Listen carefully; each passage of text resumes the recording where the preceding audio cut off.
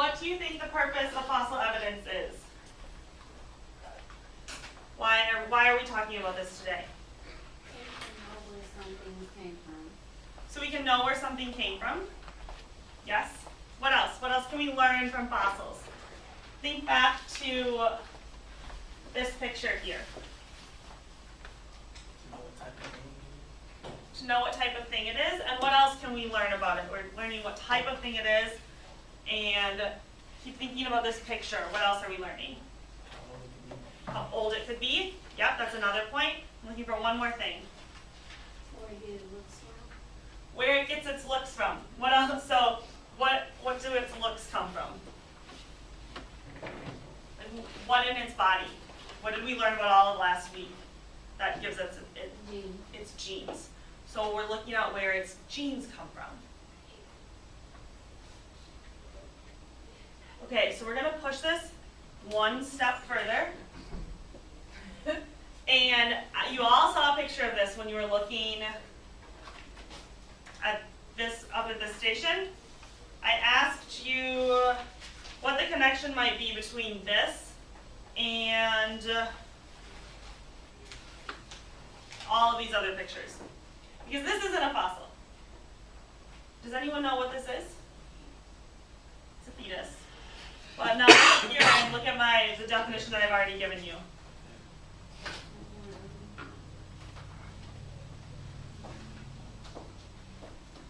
Does anyone know how to say this word? Embryo, exactly. It's an embryo. So now I want you to write down the definition, and then we're going to talk about it. But an embryo is an unborn organism in its earliest stage of development.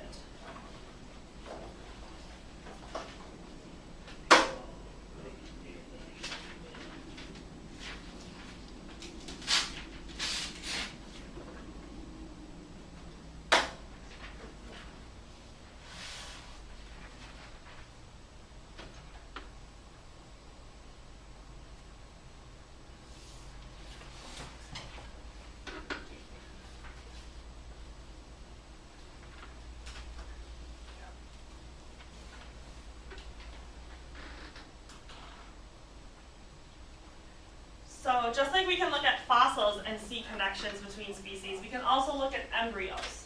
Even if a species, when it's fully mature, doesn't seem like it's related, we can maybe look back at the embryo and see some connections. So take a look at this picture here. And what we're saying down here, this is each type of animal. You can't see them all. And these are throughout their period, their life as an embryo. So this is the very first day as an embryo. So can anyone tell me some of the differences in this top row? What do you see that's different up there?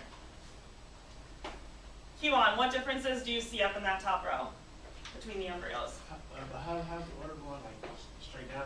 Yes, but right now I just want you to look at this top row, because that's comparing each different animal. So this is each row this way is an animal. This is 1 day, this is 25 days, and this is 100 days.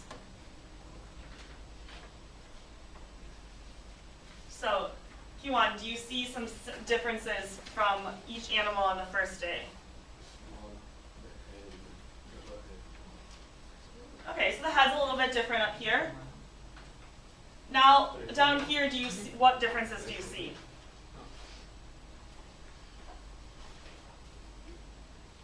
You just tell me one.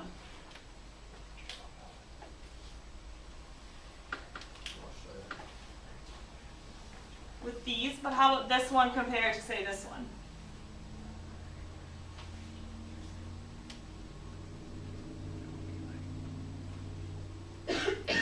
So what I'm looking for with this question, maybe I'm not wording this clearly, is down here, can you start to tell what these animals might be?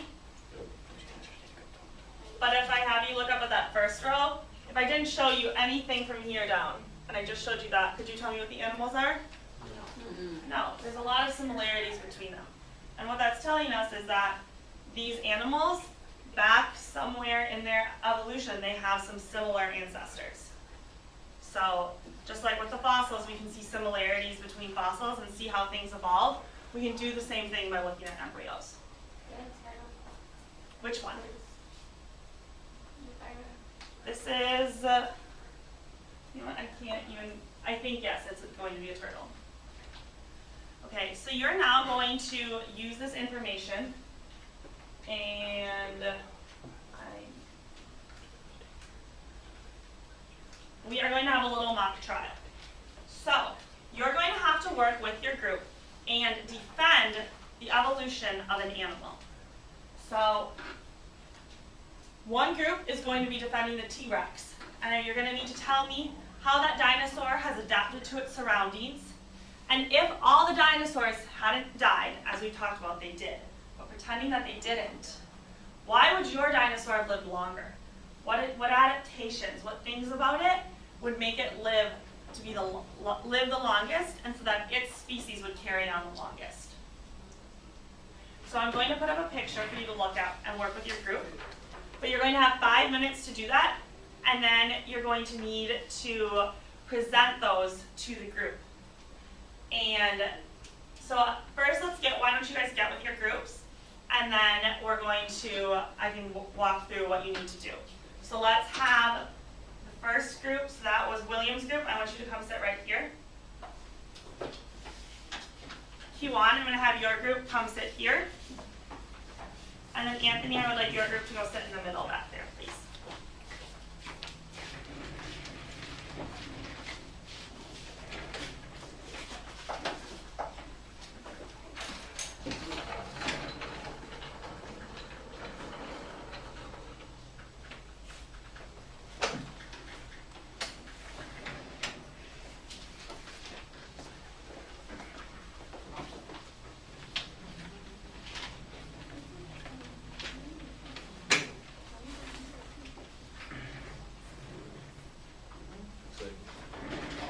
Okay, so you guys are just going to sit tight for a minute, and I'm just going to do what we're doing in a minute, okay?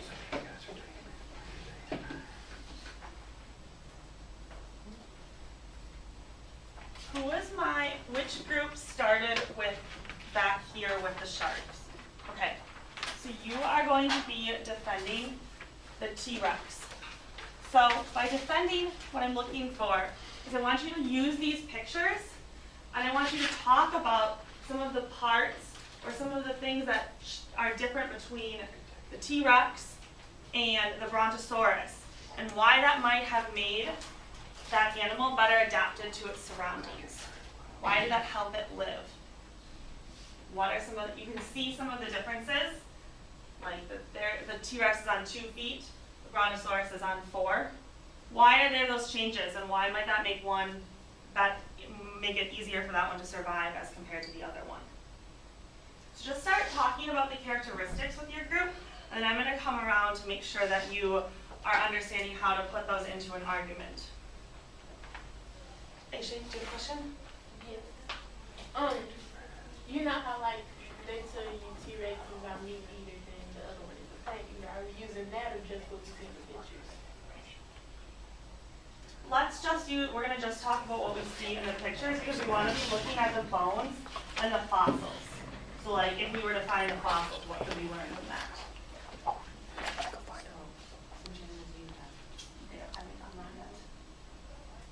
You guys are working on the Brontosaurus. So Anthony, can I have you come over here so we're all together?